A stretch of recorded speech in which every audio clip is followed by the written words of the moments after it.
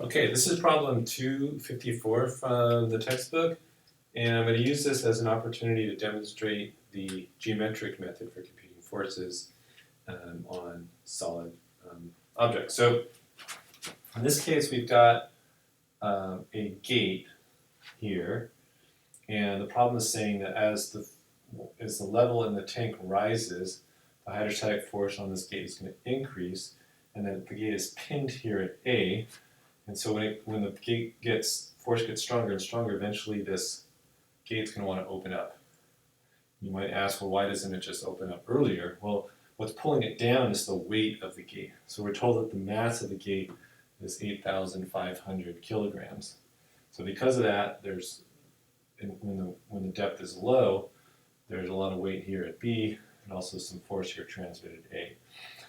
So what we're going to do then is use a sum of moments about A to identify the sort of instant at which this gate is going to want to open, because the moment resulting from the pressure distribution in this direction is going to equal the moment due to the weight of the gate in that direction. Okay? So first of all, this is an opportunity to think about the geometric method for interpreting fluxes and, forces and moments on solid objects. So let's draw this gate here at an angle of 30 degrees.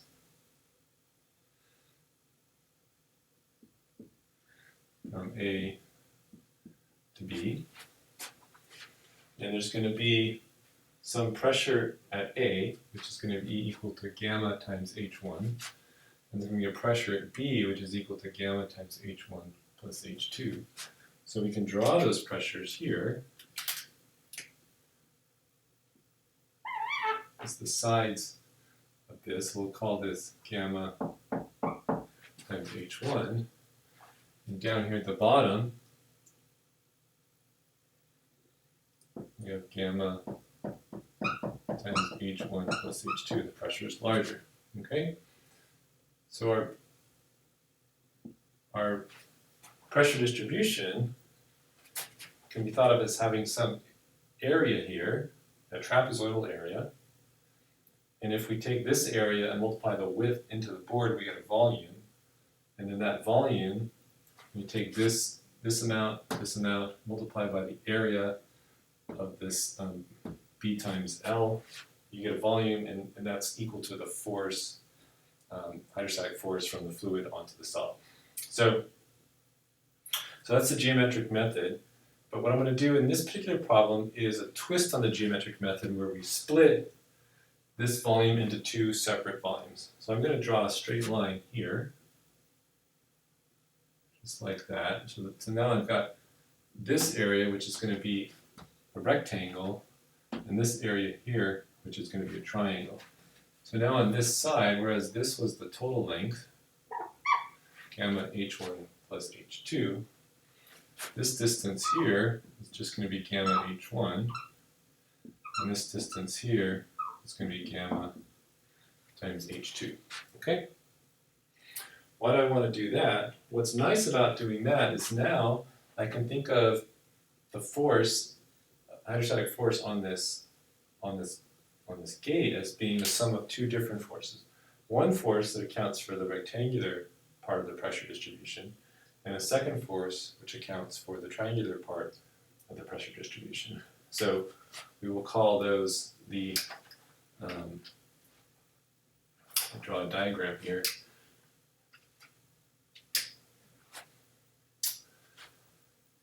The total resultant force can be thought of as being equal to F1, which is going to be our accounting for the rectangular part of the distribution, plus an F2, which accounts for the triangular part of the distribution.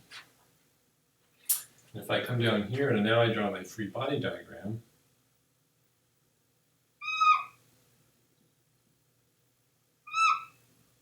okay, from A to B, now I can take the weight of the plate, which is acting downwards, m gate times g, that's acting straight downwards, and it's acting at a distance here, which is going to be half of this distance. So since that's L, that's 30, it's going to be 1/2 L cosine of 30 degrees. And so that's going to be acting this way, and I'm going to have two different hydrostatic forces acting on this. I'm going to have my rectangular load, which acts right in the middle, so we'll call that F1, and I'm going to have the triangular part of the distribution, which acts 2/3 of the way down, okay, and this is my F2. How do I know that the center of pressure for F1 is the middle, and the center of pressure for F2 is 2/3 of the way down? That's where this geometric model comes in handy. The geometric model says that the center of pressure equals the centroid of the volume of the pressure distribution. So the centroid of this volume here, the centroid of that volume is right here. So if we have a single vector towards that surface passing through the centroid, then it's got to be right there in the middle. If we take a look at this second volume, the triangular part, this volume here, which I've shaded here in this green color, which hardly shows up, the centroid of the green part is going to be sort of 2/3 of the way, which is somewhere down here. So we think about the vector that's going to pass through that point and hit the surface.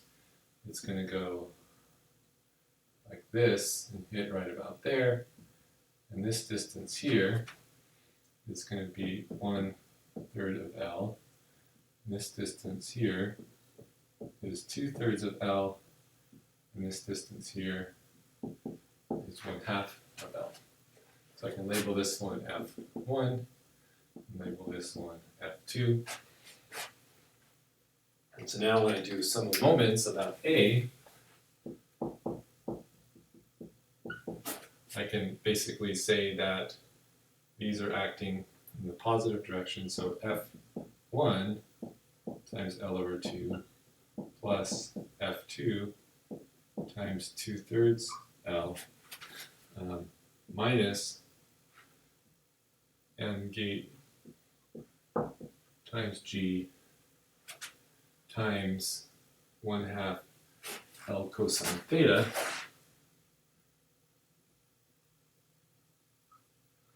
That is going to equal 0.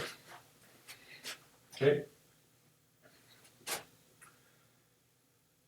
Great. So now I can rearrange this and write F1 and F2 as expressions of H1 and H2.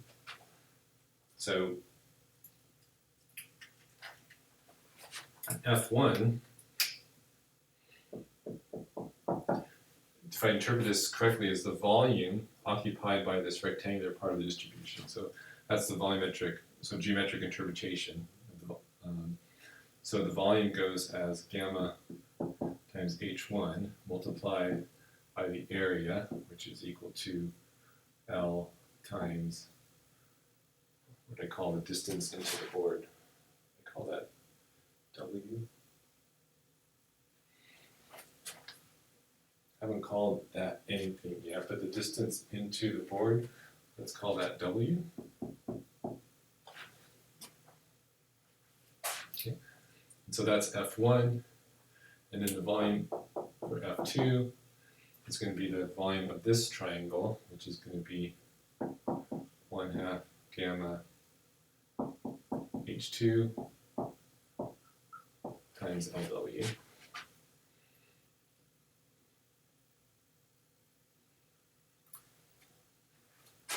Great, so now we can put that in here. We have gamma H1 multiplied by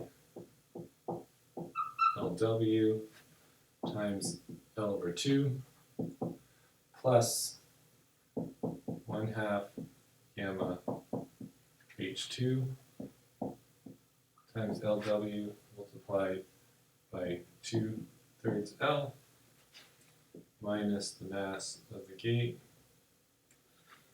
times G times 1/2 L cosine theta.